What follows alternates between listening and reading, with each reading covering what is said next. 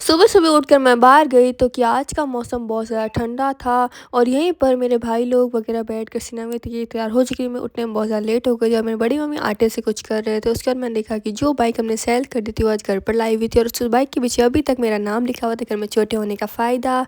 फिर मैं, निर्मा और छक्सा तीनों तैयार हो गए थे आज फिर से खिमसर मेला घूमने जाने के लिए। जैसे हम खिमसर मेला घूमे पहुँचे तो वहाँ पर सबसे पहले हमने कपड़े वगैरह देखे। कपड़े वगैरह देखने के बाद फिर हम चले गए थे एक पर्स की शॉप पे। वहाँ पर जाके तो कुछ पर्स की जो हमें बिल्कुल भी पसंद नहीं आया, कुछ पसंद नहीं आया, इसलिए हम चले गए थे झूले खाने के लिए। फिर छक्सा और निर्मा दोनों चले गए थे ड्राइगर में झूले खाने के लिए। मुझे तो लगता है डर, जो ड्राइगर में झूलने के बाद ये लोग चले गए थे कार में। यहाँ पे तो थोड़े इनको चक्कर आने लग गए थे। फिर बाहर जाके हम लोगों ने लिए प्रेडिक्टर और कुछ चॉकलेट्स वगैरह। फिर हम निकल गए थे खिमसर से वापस घर की तरफ। घर की तरफ निकलते हुए हम रुके थे एक रोड जहाँ पर बहुत ज़्यादा प्यारा व्यू आ रहा था। वहाँ पर थोड़ी देर में फ़ोटोशूट वगैरह किए। फिर आ गए हम घर पर। घर आकर मैंने देखा कि मानस आया हुआ है और आज जोधपुर से आया है। फिर बड़ी मम्मी वगैरह पता नहीं वहाँ कुछ कर रहे थे।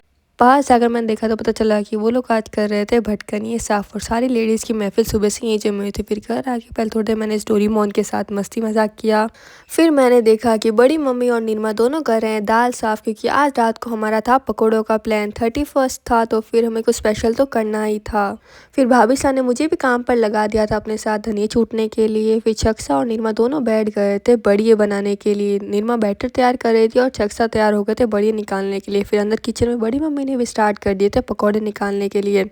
छक्सा ने थोड़ी देर में बढ़िया निकालनी स्टार्ट कर दी और देखते ही देखते छक्सा ने सारे के सारे मेड़िए पे बना के तैयार कर दी। फिर लास्ट में योगदान देने के लिए मेरी चाची साहब भी आ गए, जिन्होंने हमारा योगदान दिया थोड़ा सा बढ़िया बनाने में। फिर चाची साहब लग गए थे दोनों पकौड़े बनाने के लिए और निर्मा कर रही थी मीठे पकौड़ों के लिए बैटर तैयार।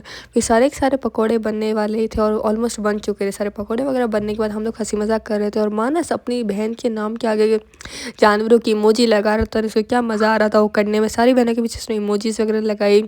फिर मेरी काकी साहब यहाँ पे 11 थाल तैयार कर रहे थे न्यू ईयर की खुशी में। फिर सब घर चले गए थे तो फिर मैं भी नाइट में 11:15 बजे नाइट में रोड चौकी पर खड़ी थी, क्योंकि एक स्टोरी अपलोड हो रही थी, इसलिए मुझे बाहर चौकी पर आके खड़ा होना पड़ा। और जैसे ही रात के 12 बजे तो 2 3 happy new year and happy birthday Sushma ji. आज और फिर न्यू ईयर की विशेष वीडियो देख के हम लोग सो गए थे। तो मिलते हैं नेक्स्ट ब्लॉग में। Bye bye, good night.